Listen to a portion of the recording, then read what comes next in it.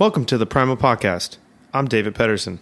This podcast is meant to help anyone, including myself, to expand their knowledge on new and interesting topics, to learn to ask questions about what there is to know, and to get information out there that is hard to find. My goal is to learn from others about their experiences from all different fields and how they can correlate together.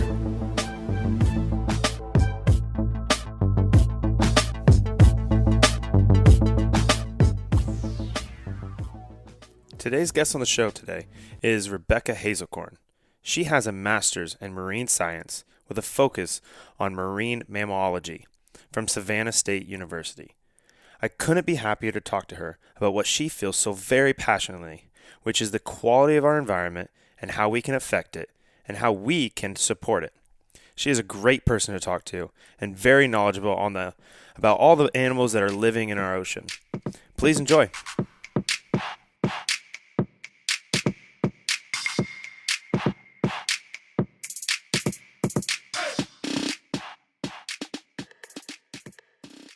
Rebeccah, how are you? I'm doing fantastic. How are you today, David? I'm great. Thanks for coming on here and sharing your opinions and all your different ideas. I've always been extremely interested every time I visit you at Mote or when we have those training sessions that we used to have in the gym and just asking you all about the different stuff because I have next to no knowledge. Well, now I have a little bit more knowledge, but I had next to no knowledge on, marine life. Even though being in Florida, living all over Florida, I was pretty ignorant, I guess I would say. I wouldn't say I was stupid. I was just ignorant because I wasn't taught anything. I was never really brought up. So I wouldn't say ignorant, more naive. I would say naive. Okay. I like that word. So I have always been super interested in Mote Marine when I come visit you because you have been able to show me different things, and instead of just saying, hey, here's a turtle, you kind of tell us all about the turtle. So I guess first thing we could say is, what do you do at Mote, and what are the other things that you do within the scope of your work? Yeah, absolutely. First of all, thank you so much for inviting me on here. I am honored that you want me on your podcast. As just a silly little nerdy biologist, it's fantastic. So absolutely. You're not little, but you are a little nerdy. I am a little nerdy. That's okay. It gets me far. So what I do, I'm a senior biologist in the Stranding Investigations program at Mote Marine Laboratory. That is my official title. It is on my business card. What that really means is I am just recently we bumped it up to a 3-person team that responds 24 hours a day, 365 days a year, to reports of marine mammals, so dolphins, manatees, whales, things like that, and sea turtles that are sick or distressed in the counties that we respond to. It can also mean that people are calling in reports of already deceased animals that are either still floating out in the water or most of the time washed up on the beach. How much of that time that you spend on call are you actually going and fixing or working on those type of calls compared to the time that you actually spent at Mote dealing with the animals that are already there? Yeah, so it's kind of a convoluted question of sorts. We rotate a kind of on-call schedule because we do respond 24 hours a day. Animals don't really understand the whole Monday through Friday 9 to 5 get up, so we have to work when they force us to work. Or we just need to work on teaching them.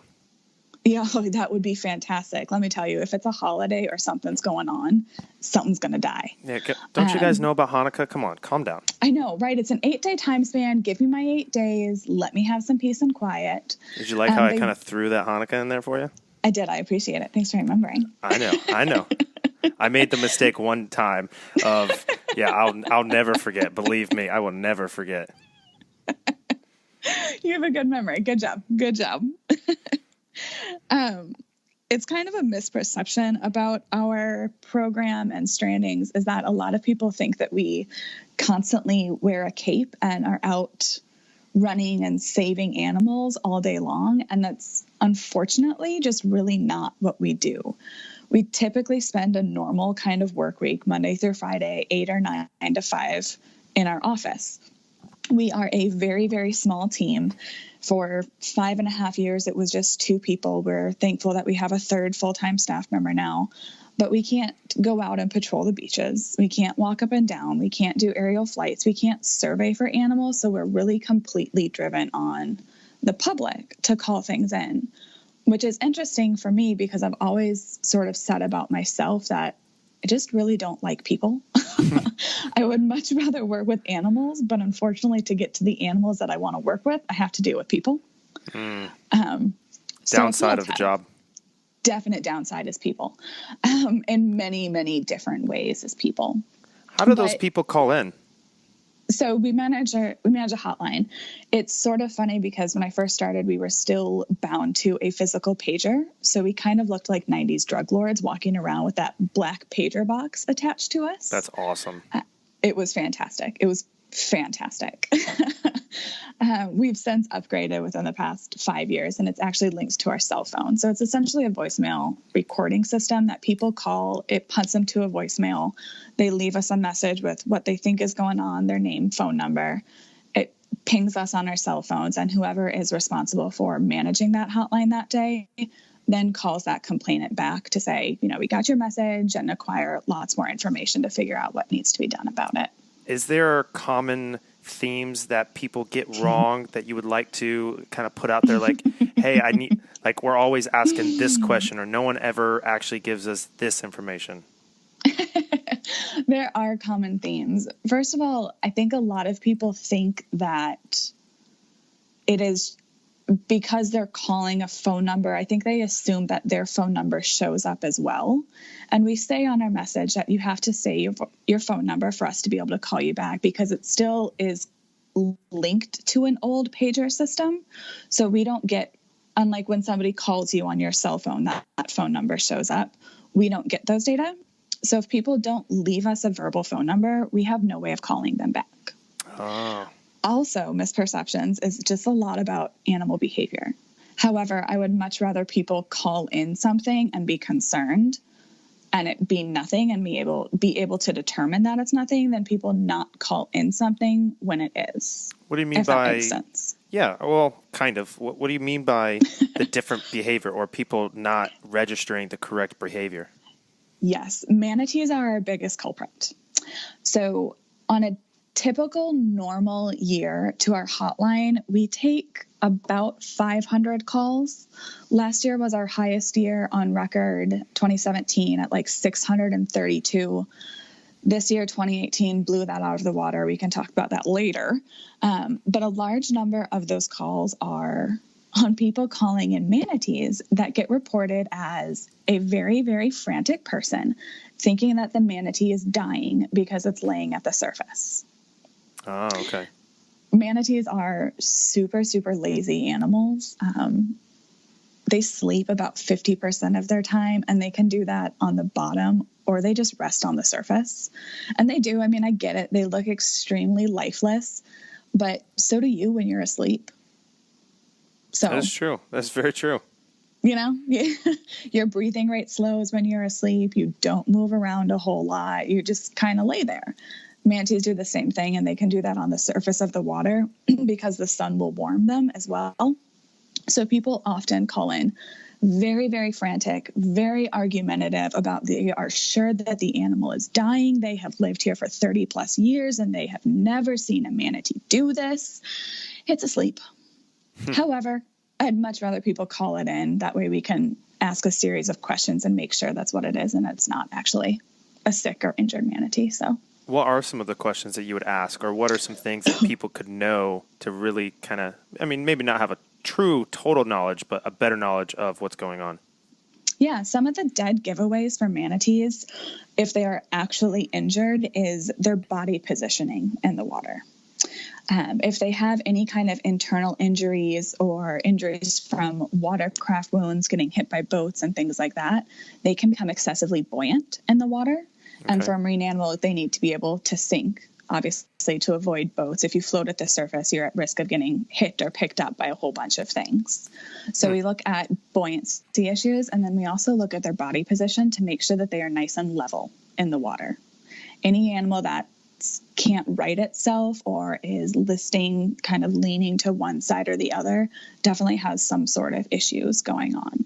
And we also look at breathing rate. So if people are out there and watching the animal closely and can spend 10 minutes out there, within that 10 minutes, they should see that manatee, if it's asleep and healthy at the surface, bring its nose up and take a series of 2 or 3 breaths every kind of 4 to 5 minutes. So about 2 in a 10-minute time span. That's normal. And for someone that thinks that it's dying, that could be a century. Exactly. And they think that it's barely breathing, it's barely getting its snout out of the water, but that's normal. Those are all absolutely good things to see. Frequent breathing, not able to right itself, can't control its buoyancy. Those are issues that we respond to. So what made 2018, what happened to make the PR, make manatees hit a PR? Yes. So it wasn't just manatees. It was our entire call log. Oh, okay. So I mentioned that, thankfully, in our little counties, we didn't have as large of a problem with manatees. I mentioned that our normal call log is about 500 per year. This year, in 2018, we are at almost 1,200 calls into our hotline. Wow. Yeah, I mean, so over double. And I'm guessing again, the dolphin issue was some of those. Yes, the dolphin issue was a huge issue, and we had a very, very large sea turtle issue. And by issue, what I mean is we had a very, very nasty, long-lasting, severe red tide bloom. And I'm sure a lot of people that live in Florida and on the coast, and I mean, it even made national news at one point, have heard about the red tide bloom. Yeah. So how did that affect obviously, a lot of people know kind of red tide, what it is. They think they do. Yeah, I think they do. Most people kind of think about the smell. You can't go in the water, all the stuff that just washes ashore. But from your perspective, what's going on, and what are the downsides to having this? The downside is that it's present. So this summer, pardon my language, but was a summer from hell for us. It was really, really rough for a multitude of reasons. Don't worry, this is a explicit podcast. This is not a kid-friendly podcast. Yeah, you be you, girl. It sucked. This summer was miserable on our end from a multitude of facets. So red tide caused a lot of problems to the point that myself and my boss were receiving hate mail. I'm telling you, it was a rough summer. I think I actually broke down in your wife's salon at one point crying because I just couldn't handle it. I remember hearing most of my news from Alicia, from you just wanting to vent to someone that, would listen, that didn't have an opinion on it, on himself. Oh yeah, absolutely. Absolutely. It was rough. Red tide is a naturally occurring dinoflagellate that is always in the water column. And that sentence alone, saying that it's naturally occurring and always there, is enough to set people off and think that we are the bad guys and think that we're involved in this massive cover-up, and that Mote and FWC and all these other entities are creating it and not being honest with people, when that's all we're really ever trying to do is be transparent. That's why we do all the press releases. That's why we put information out there, is because we want to educate and be transparent about what's happening in the environment. So what you're saying is this is not Trump's fault. Well, I won't go that far. I won't quite go that far. I know that's a loaded question to you. It is such a loaded question. Yeah. So unfortunately, as much as I would love to blame one more thing on him in my environmental science biology life, I can't really blame it on Trump. However, I will sure as shit blame it on Rick Scott. Okay. How so? So even though it's this natural occurring organism and it goes through blooms all the time. I mean, you can look back in historical records years and years, decades and decades ago, there will be records of red tide blooms. They typically start super far offshore, like 80 miles offshore, and then just wave and wind patterns will eventually push them inshore. So is it that they accumulate as they come to us, or it's already like at its point and it just kind of washes up to wherever it lands, or does it? No, it's not terrible when it's out that far out. Think of humans as essentially as Miracle-Gro for red tide. Okay. And why is that? that's kind of the best way I've been able to describe it to people. It's going to happen in the water. It's going to bloom. It's what it does. It feeds off of other things. It feeds off of chemical imbalances.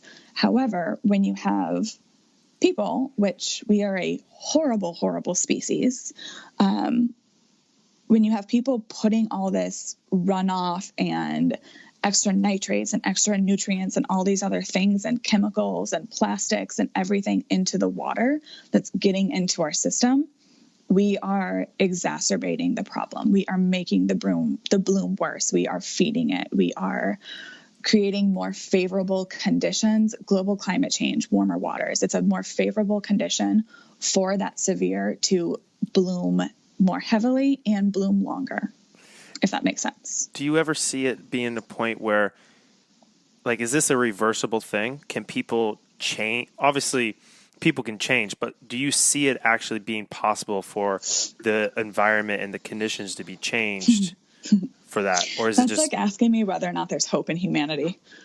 Well, yeah.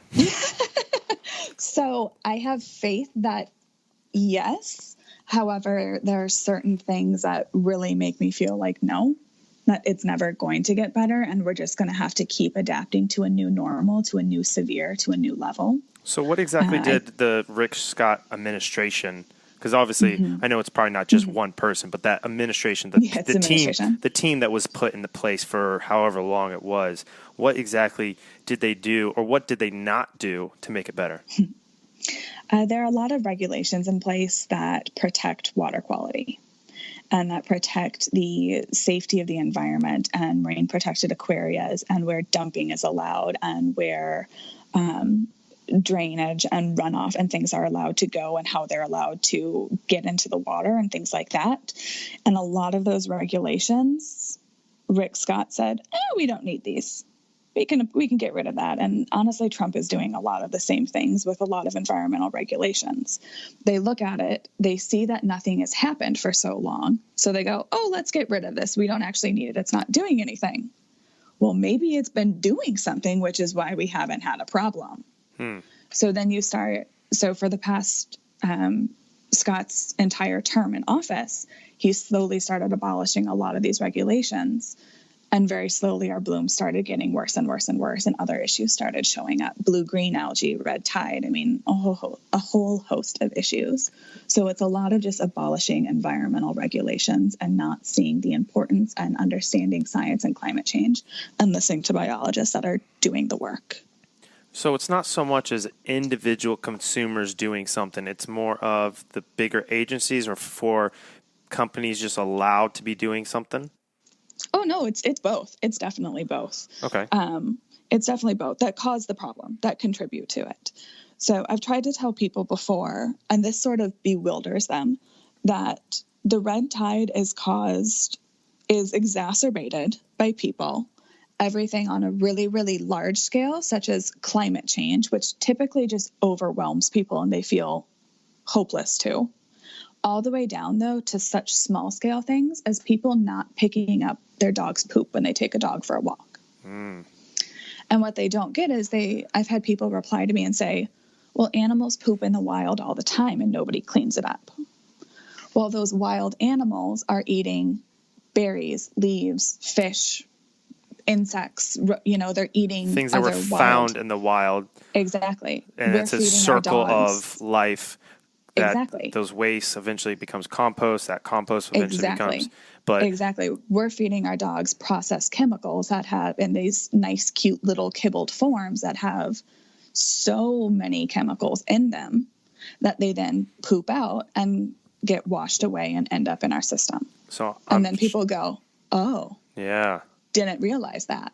I am sure that my wife has talked to you recently, or at least in the last year, about all the stuff that we've changed for Lulu and how much we're spending and all the efforts. Yeah. I don't care what anybody says. My wife is a mother to a dog. I don't care what anybody says about you can't be a dog mom or dog moms aren't true. You have no idea how much time and energy she spent into this dog and how much money we spent. Oh, absolutely. It's a living being. We should be that polite to every animal as we are to our individual dogs. I feel the same way about my own dogs as you guys do Lulu. Yeah.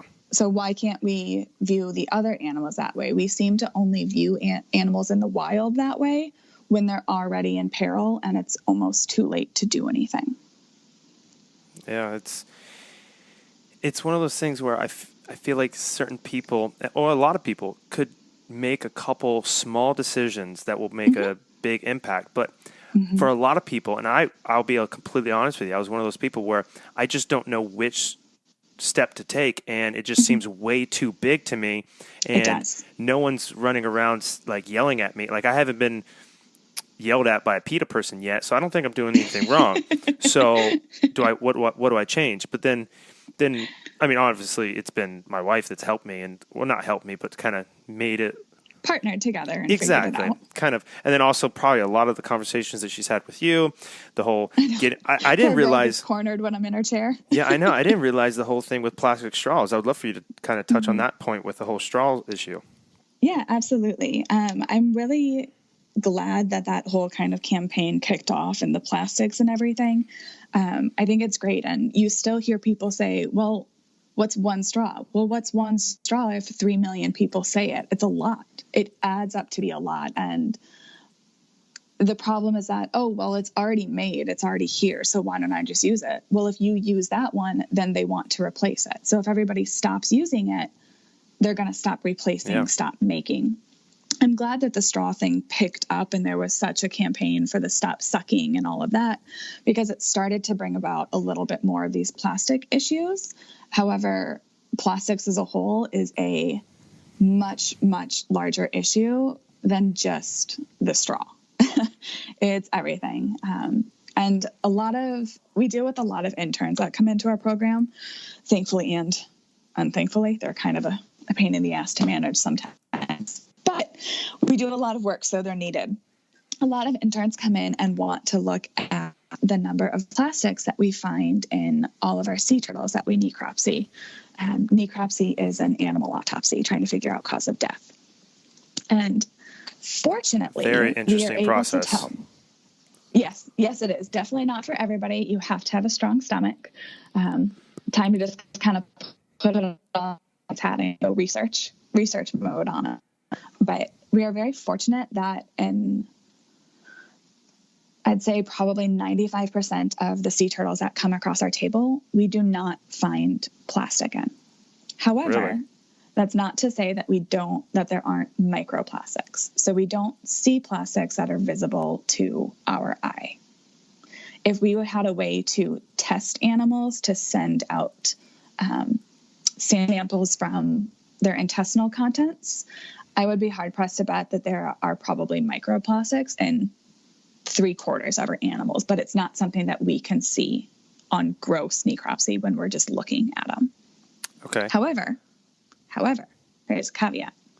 In 2015, I believe, 3 years ago, there was a really, really bad storm that during sea turtle hatchling season, that ended up pushing back all of these adorable little hatchlings. They were, they're in a post-hatchling stage, so they had made it all the way out to the rack line. So they hatched, crawled down the beach, swam through their little swim frenzy through the water, and made it out to the rack line, which is where they kind of live.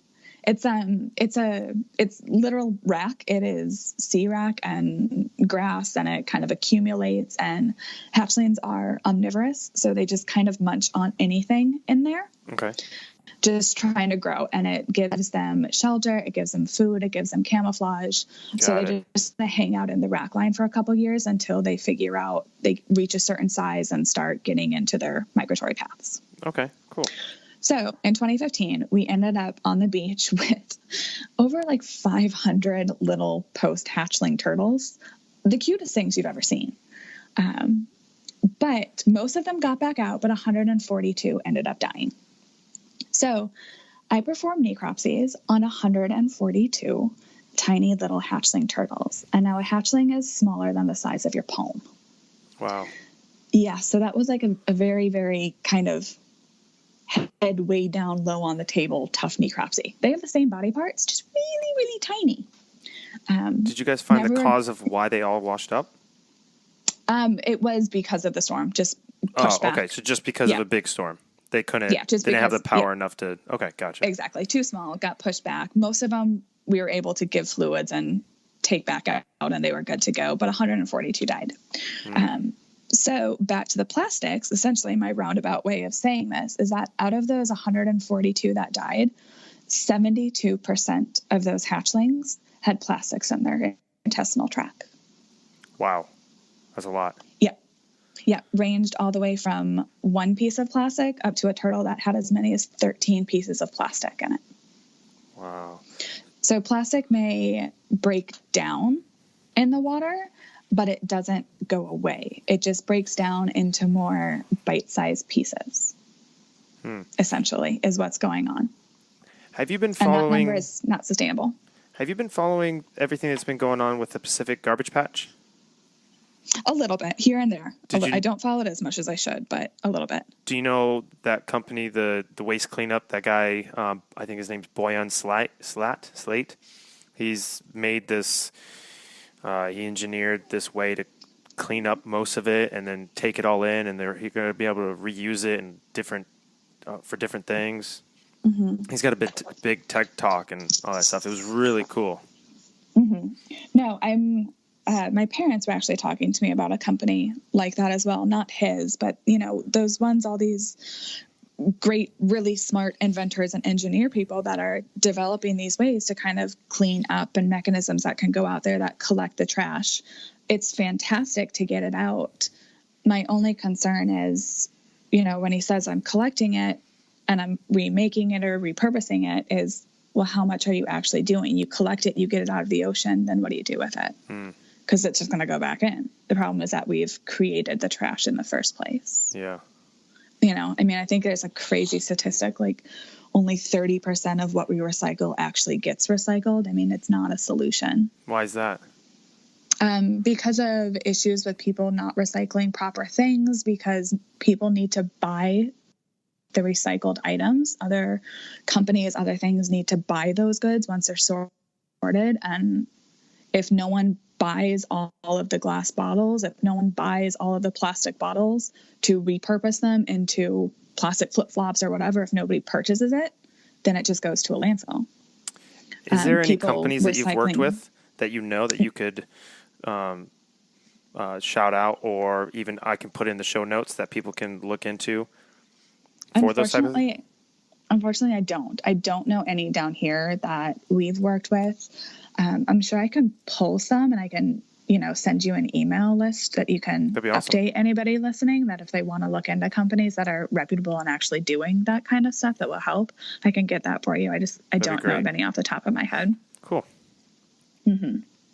So going back to the plastic straw, or just any kind of plastic, what are some things that people can change, just the small little things that people can do to make a difference, that won't, most people won't go super out of the way to change the environment or their surroundings unless it's directly influencing them. So maybe... I know, that's the toughest. Yeah, maybe. So, the red tide is still somewhat in the fresh mind of Florida, of people in Florida or anywhere around the Gulf Coast. So what are some small things that people could do that would change things? Let me tell you, if red tide summer didn't change Florida blue, nothing's going to. Is that something that you think is going to happen? As far as like a red state to blue state, I'm talking politic wise. Oh, okay. It's incredible. The things that people can do. Honestly, a water bottle, keeping a water bottle, and, you'll save yourself money thinking about stopping at Starbucks and Dunkin' Donuts and stuff. Well, I didn't bring my reusable mug. Guess I can't stop today. Or force yourself to, well, if I want to stop, I have to go buy another reusable one. Okay. You'll save yourself money that way by doing it. I do like to see that. And also get into a habit. Yeah. A lot of people are starting to use the Hydro Flasks, the Yetis. They're getting really popular. One, they look cool, but also I think a lot of people don't even realize that they're helping a lot of different issues by using the same stainless steel thing for water and the same one for coffee. Absolutely. And I would love to be able to see companies like that I don't think they'll ever get to this point because they would lose a bunch of money. But I would love to see companies like that say, no, we won't serve it to you in a plastic cup. We won't. No. Do you have a reusable bottle? That's how we give it to you. I would love for a completely organic coffee shop with amazing coffee to pop up that has that rule that says, have their prices be lower because they're not purchasing all the cups and everything. A lot of people don't realize that the Starbucks hot coffee cups can't be recycled because of the wax coating on the inside. Yeah, that's a whole nother subject. I'm not a Starbucks fan. Right. So it's just those kind of things as reusable water bottles. And if you're going to go out to eat somewhere at a restaurant, if you know you're going out there, how hard is it to throw a Tupperware bin in your bag? Yeah. So when you ask for leftovers or to package up what you have left, don't take styrofoam home. Styrofoam is so bad. So bad. See, put it in your own Tupperware. I think I had a thought that, styrofoam is probably not the best thing. You can't microwave with it. You literally can only take it home, put it in the fridge, and then once you take it out of the fridge to reheat it, you got to take it out, and then Right. aluminum foil.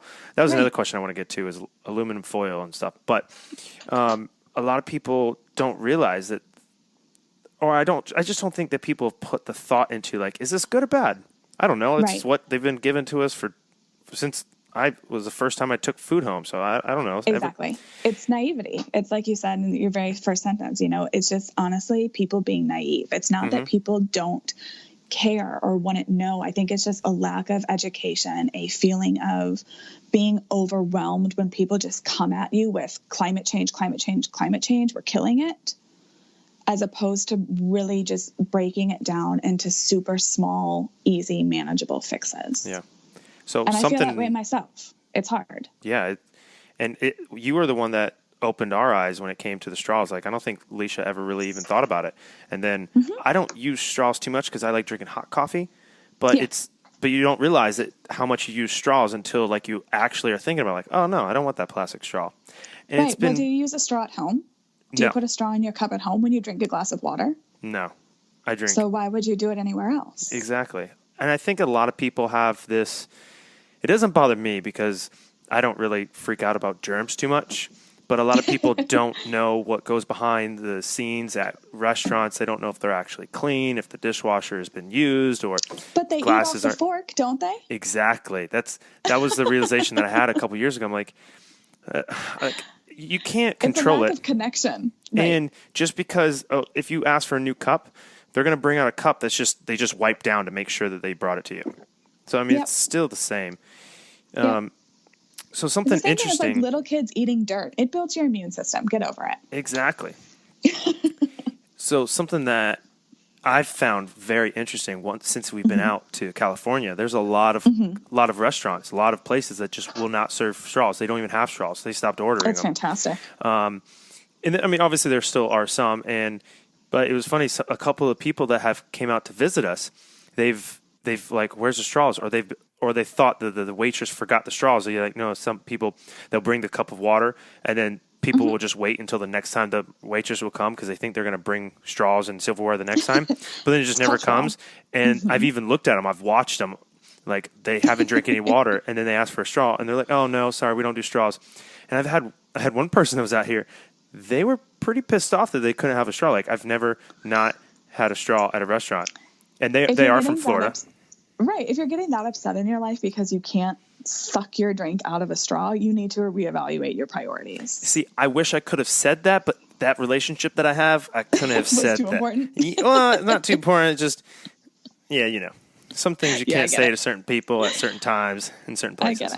I get it. So one last thing I want to ask, and I think this would be a perfect way to end this, would be you were talking about a research article or an article about before we hit record on this about, and it was pretty much the title of it was "This Really Sucks." So I would love to hear about your experience with this whole. That red tide issue affected a lot of people, but can't even imagine how much it affected the people that actually had to work in it and tried to fight it and try to stop it. Yeah, it was tough. I said earlier, it was a really, really tough summer. It was tough physically doing the job, dragging around, heave-hoeing, necropsing hundreds of animals, anywhere from 3 pounds all the way up to 400 pounds. I mean, it was physically tough. It was emotionally tough, feeling like you're just watching an entire species go extinct in front of your eyes. And it was mentally tough, you know, getting beaten down by the public every time we go out, getting beaten down on phone calls, just feeling like you can't do anything and that you're helpless to it. It was a really, really hard summer.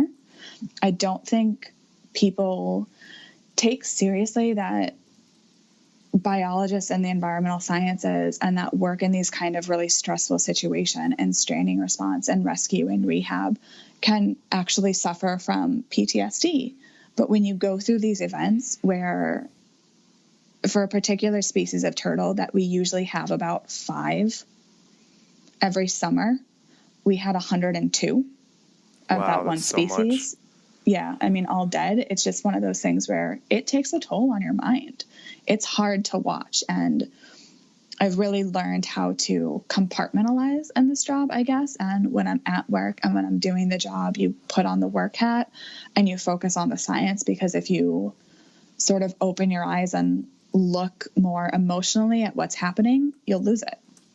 And we all had points this summer where we all lost it and broke down crying because it was tough. It was hard.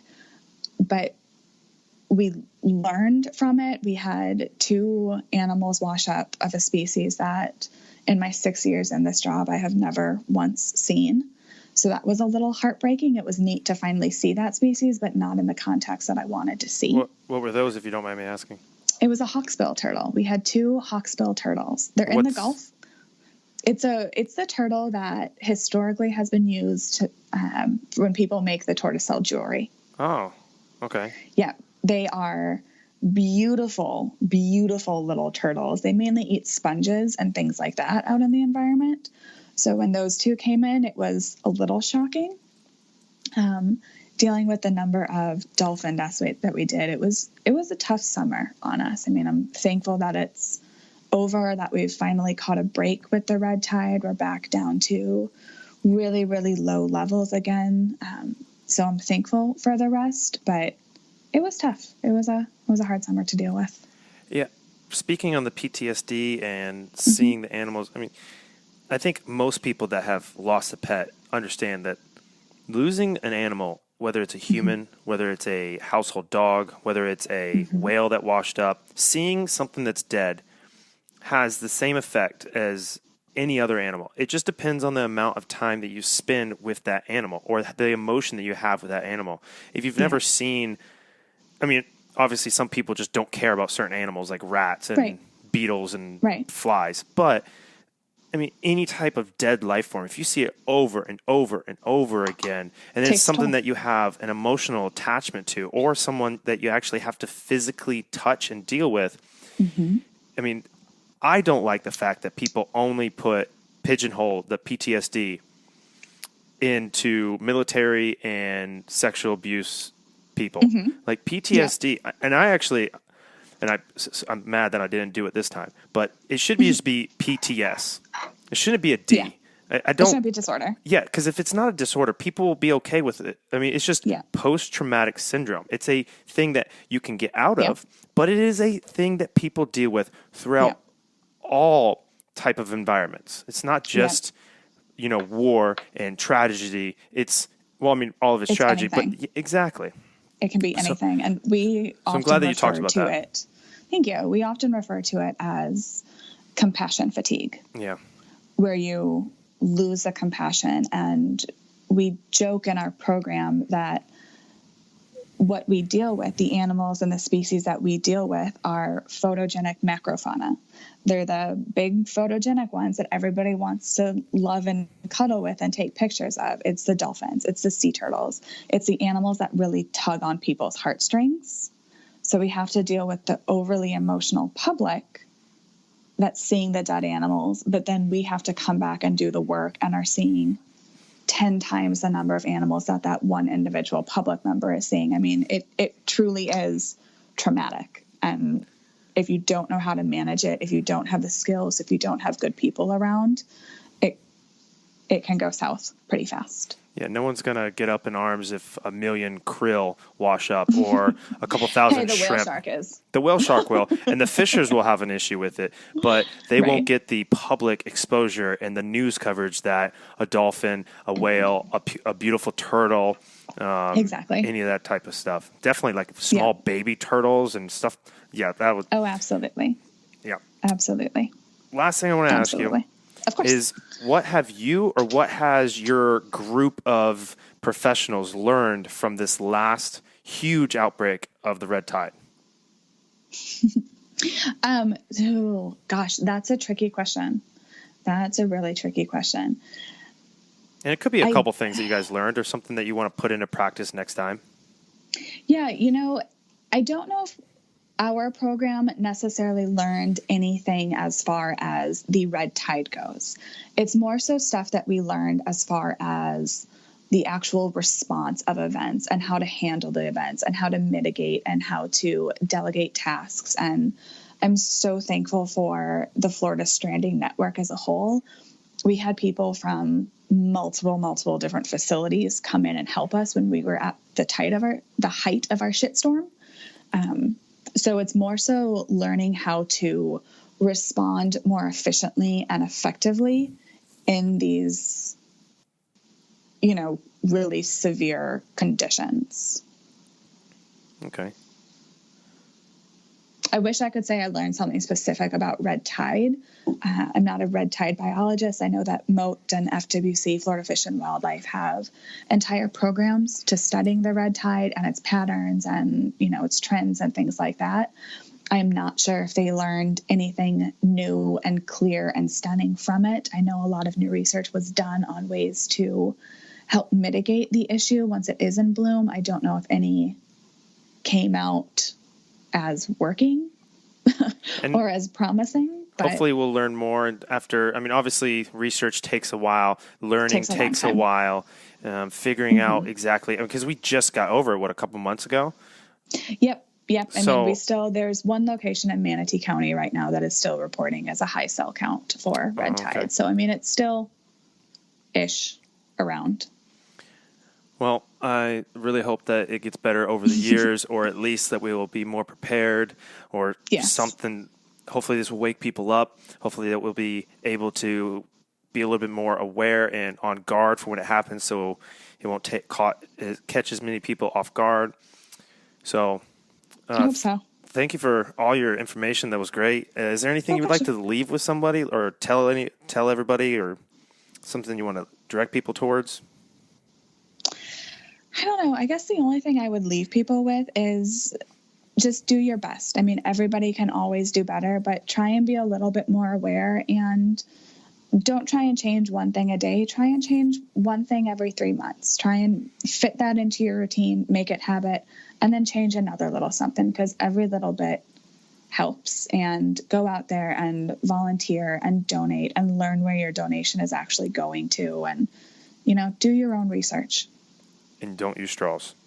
Don't use any plastic. Plastic straws. Don't use plastic straws. Don't use plastic straws. Don't use plastic cups. I could go on. Sweet. Little things. So. All right, Rebecca, thank you so much. Oh, you're so welcome, David. All right. Talk to you later.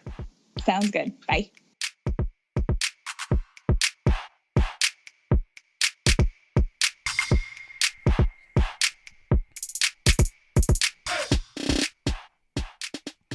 Rebeccah is the best.